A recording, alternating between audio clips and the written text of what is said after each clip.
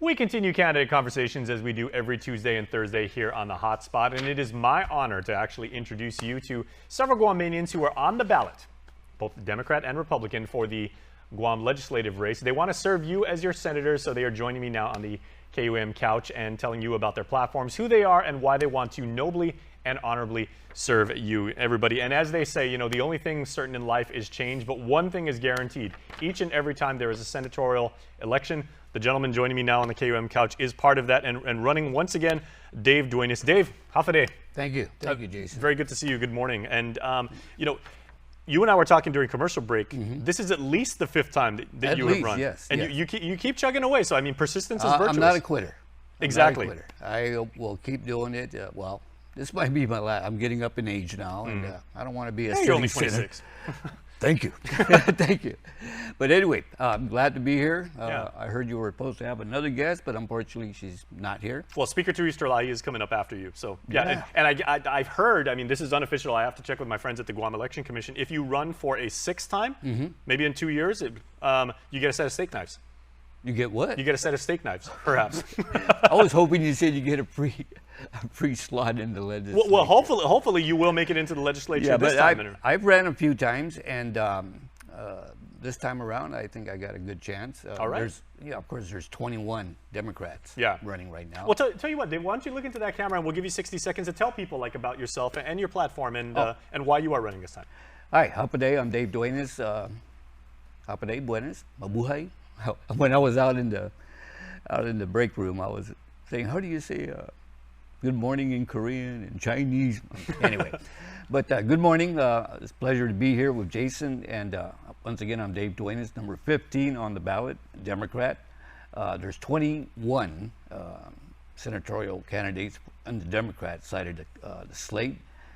So 6 of us are not going to go through to the general, but I'm hoping with your confidence and confidence in me, I'll make it to the general.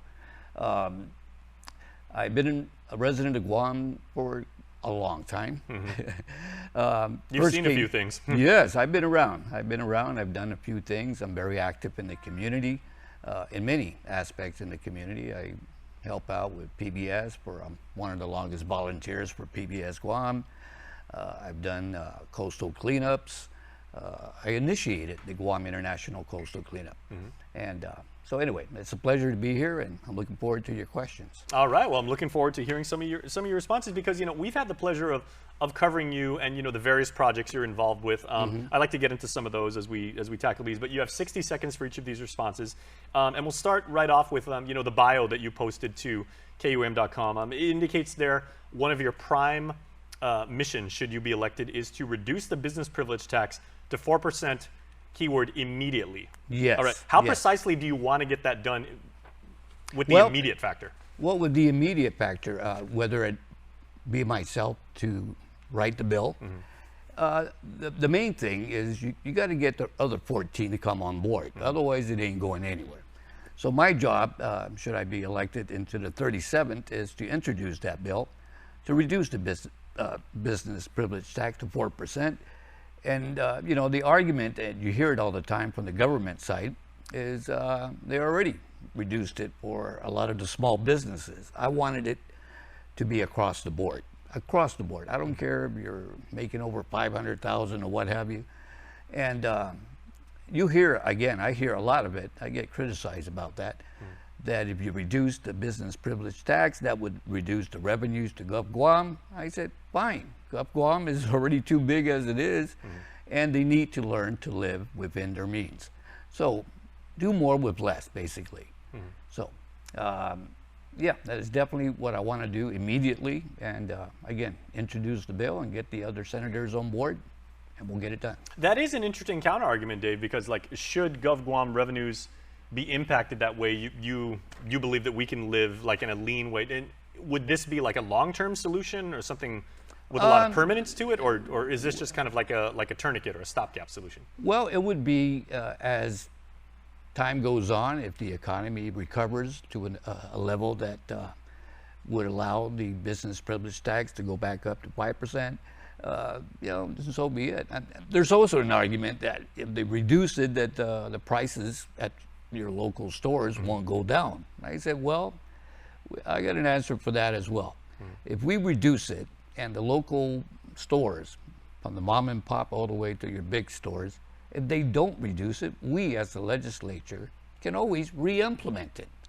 And is that kind of sticking it to the businesses saying, yes, you should reduce the price. But then again, do more with less. I'm not worried about Gov Guam. Okay.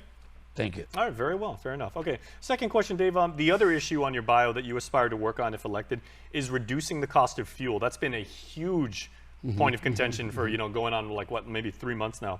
The speaker, who's coming on later on in the show, of course, crafted legislation to do just that, but maybe on a more short-term level. So what do you propose to achieve to help everybody with our pocketbooks further down the road?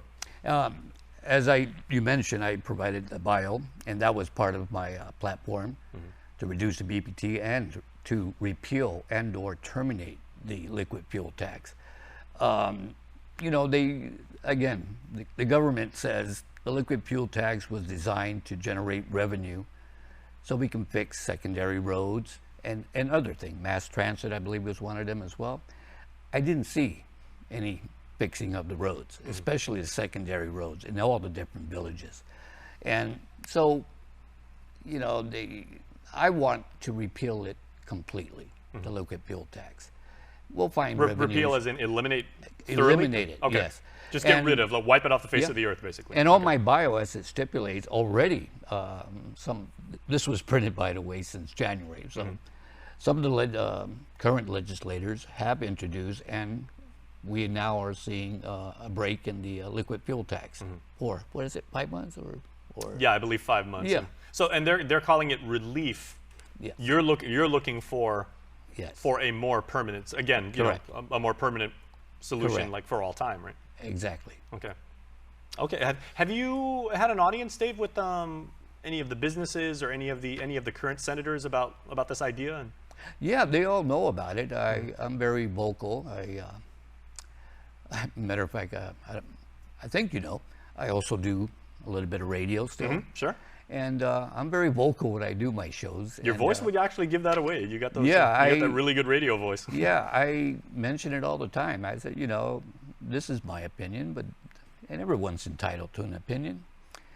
And I've always said reduce the business privilege tax and the fuel tax. And I know the arguments that the government's going to make. The government always want the money, but that's fine. But Gov Guam has been bloated for decades over. The government is just too big. So trimming the fat, basically. Basically. Okay, yes. gotcha. And do more with less. You get less revenues in because of that, reducing the BPT and or the liquid fuel tax. Fine. Work with what you got. Okay. Fair enough. Okay, Dave. Third question. You certainly don't want to come off as you appeal to the community here.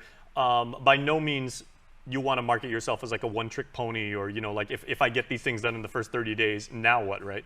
So you want to be a little bit more cosmopolitan, and you don't want to just hang your hat on cost reductions, right, to earn people's votes. Sure. So would you share with us, if you would, Dave, your opinions, ideas for other lingering issues our community faces, like like healthcare, like education, public safety, or things like that? Public safety. I'm glad. I'm a big advocate of public safety. You've heard it before. Are we safe? No, we're not. Very, very clear, evident. You read turn on the news, read the paper. There's crime every single day, and the reason why I believe the criminals are not afraid to commit the crime, knowing that they're either going to get book and release, get a plea deal, or get a light sentence. So we need to send the right message to these criminals, because right now they are not deterred at all. Blatantly, they'll just rob your house with you in it, But we need to send the right message, and that goes towards the Attorney General and the judicial system. So stricter enforcement and harsher punishment, I'm assuming. Definitely. Okay, definitely. Gotcha. All right, very well said. Okay, Dave, final question.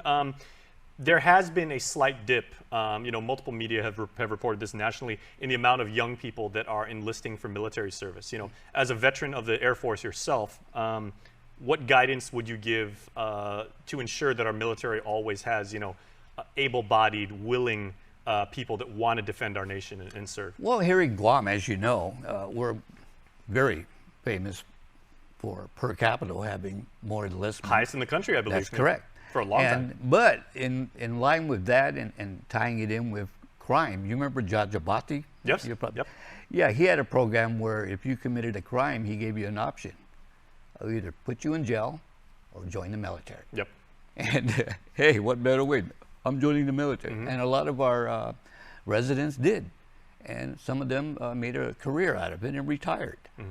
Some of them just did their enlistment and got out. But I think we need to implement something like that again. Interesting concept. That was very, very popular, like around like the 70s. Right? Yes, you either do the time or join the military. Yeah. Your choice. You fulfill some civic obligations. Yes, so. And the military life, regardless of what branch you decide to enlist in, I enlist, of course, in the Air Force, but Army, Navy, Marines, Coast Guard, they're all good. You know, Space Force now too. That too, yes. The new one. Yeah, you get to travel and might even meet a wife. Yeah, there you go. A bonus to serving in the military. So that's Dave Duenas again. Dave, you said number 15 on the ballot? 15. 15 on the Democrat side of the ballot. Dave, a pleasure as always to see you, sir. Thank and you. We wish you and your family congratulations on running once again, and we wish you the very best of luck. Thank you, Jason. All right, we'll see you on the campaign trail. Thank you. All right, everybody, please stay tuned because when HOTSPOT returns, none other than the speaker herself, the Honorable Therese Terlahi, joins us on the KUM couch for the next installment of Candidate Conversation. Don't go away.